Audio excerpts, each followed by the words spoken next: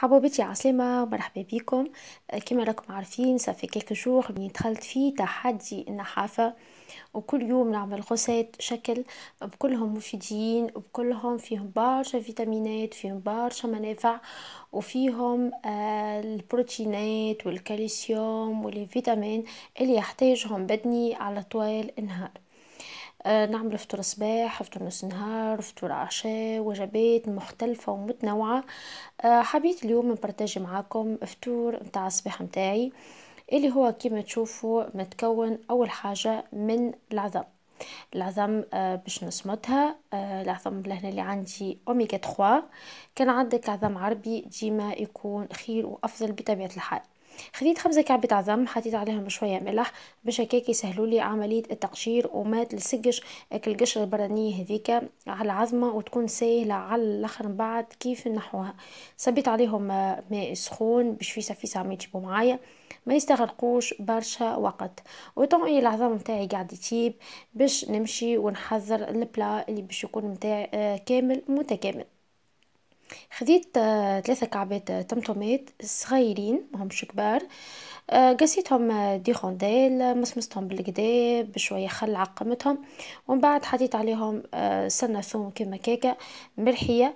زدت عليهم شوية ملح، وباش نزيد عليهم شوية زيت زيتونة، وما أدراك ما زيت الزيتونة اللي هو فيه برشا برشا منافع، ويعطينا طاقة كبيرة للبدن متاعنا، ويخلينا على طوال النهار ناشطين ونحسوا بالشبع. دونك هذايا هو زيت الزيتونة اللي باش نصبها فوق الطماطم باش نحركهم بالكدا مع بعضهم. وبعد نمشي ناخذ كعبة العظم نتاعي اللي هما كملوا طابو، نقشرهم بالكدا. هما نقصهم حتى هما على كل كعبة معناها نقصها على 2 أنصاف، ونشد بلا عادي. نحط نص كعبة من العظام متاعي، بحذاها ترونش غونديل من الطمطومة. نحط الصحن متاعي عالدايرة كيكة بالطريقة هذيك. البنات ننصحكم باش جامي كان تاكلوا العظام المقلية، زعما العظام المقلية واي حاجة هي مقلية راهي تزيدكم من البوا. لا، ما نحبوش احنا نزيدوا من البوا وقاعدين نضروا في رواحنا، بالعكس احنا نحبوا نزيدوا من البوا، نحبوا نرفعوا من صحتنا، نحبوا نزيدوا من صحتنا، نحبوا نسمنوا شوية، نحبوا نعملوا عضلات قوية من غير ما نضروا رواحنا. دونك يلزمنا ناكلوا ماكلة صحية نافعة، وفي نفس الوقت فيها برشا بروتينات، فيها برشا كالسيوم، فيها برشا فيتامينات، تعطينا برشا طاقة وبرشا حيوية، وتعطينا الإحساس بالشبع. أما بدنا متغذي، على خاطر بدنا عندها سعرات حرارية معينة يحتاجها يوميا، يلزمنا نوفروها له. وكان انت باش تاكلي اكثر من السعرات الحرارية المطلوبة اللي يحتاجها بدنك، فاوتوماتيكمون باش تزيد في الميزان، وهذه حاجة طبيعية. ذاك علاش خذيت 5 كعبات أعظم مسموطين، اللي هو مفروض البدن مستحق عظمة أكهو على طوال النهار. مي فيو اللي عملت تحدي النحافة، قررت اني في ظرف شهر باش نزيد البوا متاعي، باش يزيد بطريقة مذهلة وسريعة، وفيسع فيسع فيسع فيسع نسمن. اما نحافظ معناها نسمن ونحافظ على الوزن متاعي من غير ما نطيح منه. ما نحبش نزيد الوزن متاعي في شهر، اي بعد شهر نلقى روحي سيء، رجعت هزيله، رجعت نحيفه، رجعت وجهي شاحب واكسترا. لا، انا حاجتي باش نعطي الميزان زايد البدني، حاجتي باش نزيد في البوا متاعي، ومع محافظة على سلامة الاكلات اللي ناكل فيهم. وفي نفس الوقت كيف نزيد راني انا في الميزان بماكلة صحية على الاخر. راهو وجهك باش ينور، وجهك باش يعطي اشراقة، باش يعطي حيوية، باش يعطي نضارة، باش تولي محليك محليك محليك على الاخر في منظرك وفي بدنك. احنا رانا ما حاجناش باش نولوا غروس دو سورت اللي ترق في كروشنا في خدنا كبيره اي تو سا. لا، جو سوي توتالمون كونتر لو بوا المفرط. مي نحكي على البنات اللي هما ديجا بدنهم ضعيف على الاخر، ناقصين فيتامين، ناقصين تغذيه، خاطر هما كانوا ياكلوا بطريقه غلطه. كانوا ما همش مستهلين في رواحهم، كانوا نابورت كوا يسكدوا به رواحهم ويتعدوا معناها اي حاجه تزيهم، وياكلوا برشا ماكلة الشارع، ما يستحفظوش على بدوناتهم، ياكلوا المقلي، ياكلوا زيوت اي تو سا. نكمل نحكي معاكم البنات، مي لهنا راني باش نكمل على وجبة الصباح متاعي بخلاف كتمتومة وبخلاف كعبة العظام باش نكمل عليهم. زوز مغارف كبار معبين من الجرجلين، والجرجل اللي عندي لهنا جرجل الاحمر مش جرجلين ابيض، على خاطر الجرجلين الاحمر وهو فيه افيد معناها من الجرجلين الابيض. زدت عليهم كيس حليب عادي لهنا وفي عليه الحليب كامل الدسم، دونك حطيت الحليب العادي. كانت توفر عندك حليب كامل الدسم يا حبذا. راني ما نحبش السكر جملة في جو ديتيست، ما نحبش الاضافات نتاع السكر في في الماكله. مغرومه بالسكريات والحوايج هذوكم. اوكي حطي السكر مع الحليب واشربيه، كان عندك مغرفه عسل خير وخيري.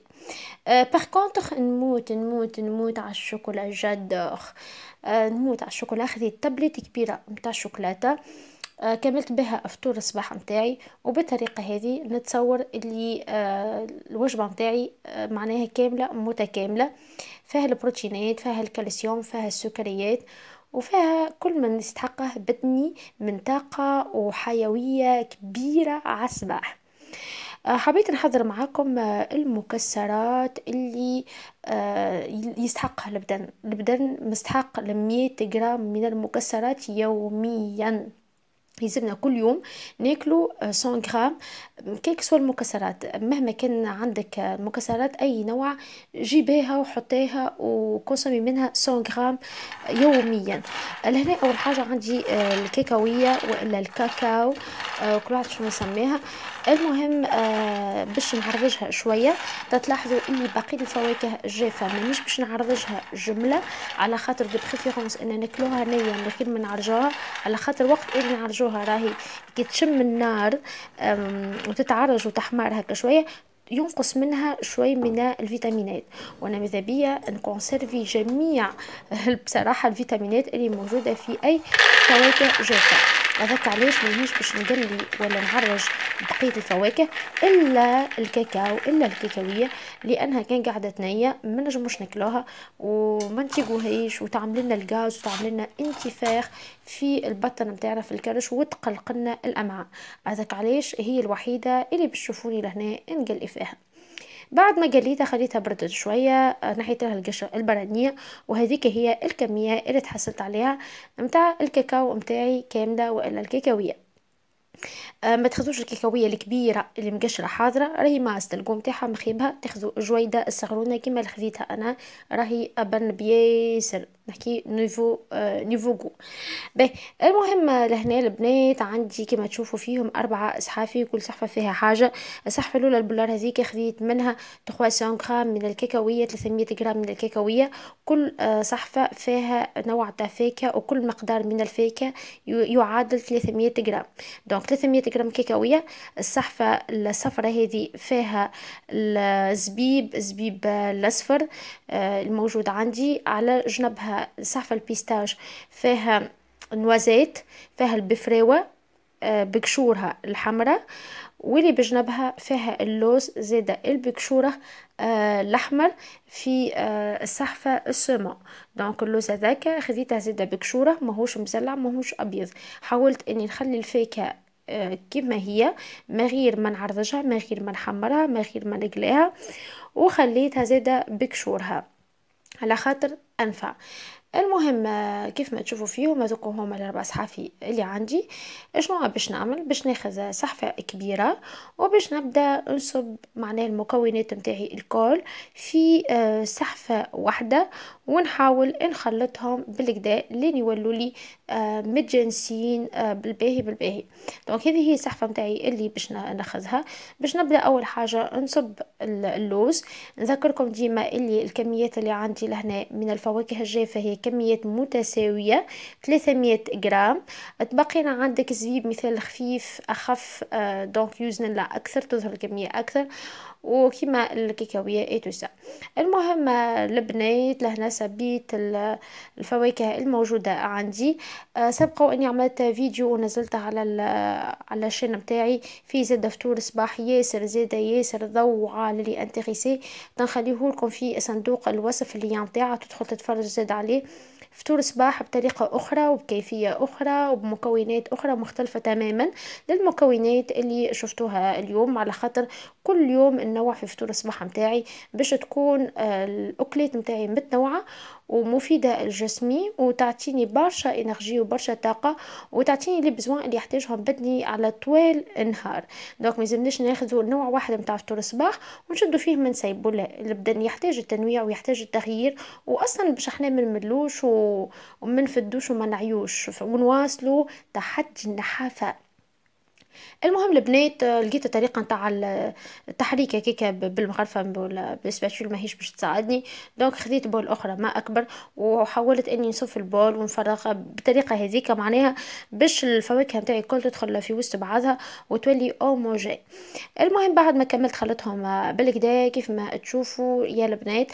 هذه هي الصحفه نتاعي مخلطه بالكدا باش ناخذ زوز احكاك بولار. ماذا بينا الكونسيرفاسيون نتاعنا تكون في دبوسه بولار، ماهيش في دبوسه بلاستيك والا اي نوع اخر، المهم تكون بولار، على خاطر ديما الاحتفاظ باي حاجه في بولار تكون خير، خاطر بولار ما يركب عليه حتى شيء.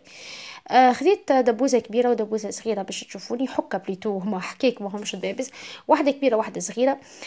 صغيره هذه هي اللي باش نبدا بها وباش نحط فيها اللي باش نهزها معايا للخدمه، دونك هذه اللي باش نديبلاسي بها، مانيش باش نبقى نهز فيها ونجيب فيها كل يوم في ساكي، لا باش نهزها ونخليها في الخدمه غاديكا باش وقت اللي نمشي نخدم ديما عندي حاجه وقت نحس روحي فابل ولا عند تحت لينرجي نتاعي والا حسب الجوع ناخذ من الحكه هذيا وناكل.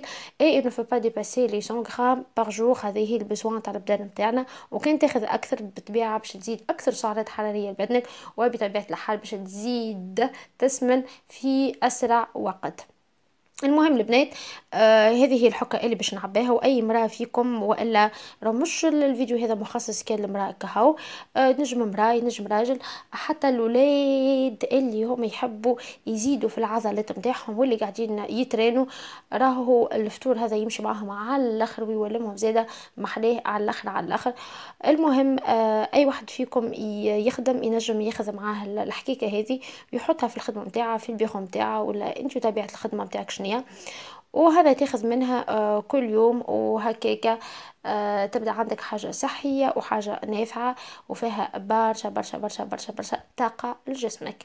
اي سورتو ركزوا على السعرات الحراريه، على خاطر هما اللي باش يخلونا نزيدوا في البوا بصوره مسرعه. فوالا لو غيس اللي بقى لي بالفيكه نتاعي، شديتك الحكه الكبيره هذيك وباش نحط فيها ما تبقى من الصحفه من الميلونج اللي عملتها نتاع الفواكه الكل، باش نحطهم باش نخليها هذه في الدار، مانيش باش نهزها معايا جمله، والا اون فوا فروت الحكه نتاعي هذيك الصغرونه، هي راهي ماهيش صغرونه، راهي الحكه هذيك يا البنات على فكره راهي ترفع رتلك الحكه هذيك الصغيره اللي عبيتها، غير ماهيش ظاهره في الكاميرا بالكدا، مي هي راهي ترفع لا باس بها. المهم باش نكمل نحط لوغيس في الحكه الكبيره هذيك، اون فوا فروت هذيك نعاود نعبي منها، وكانوا فات عليا الكميه تاع الفواكه نتاعي الكل، اكيد باش نعاود نعبيها مره اخرى وبنفس الميلانج اللي عملته. بالنسبه للبنات قلت لكم عندي فيديو اخر نزلت على الشين زاده فيه كنت فطور الصباح بشكل اخر وبطريقه مختلفه، وفطور نوع اخر فيه اني نفطر بالزوز الصباح. اي نعم الزوز هذيك خليتها فطور مع وجبه الصباحيه مع اللي ناكلها في الدار، خاطر بالحق فيها نحكي لكم مش على الزوزه، الناس الكل تعرف منافع الزوزه من غير ما نحكي عليها، دونك فضلت اني خلاها وجبه صباحيه. يا رب ان شاء الله الفيديو يكون عجبكم.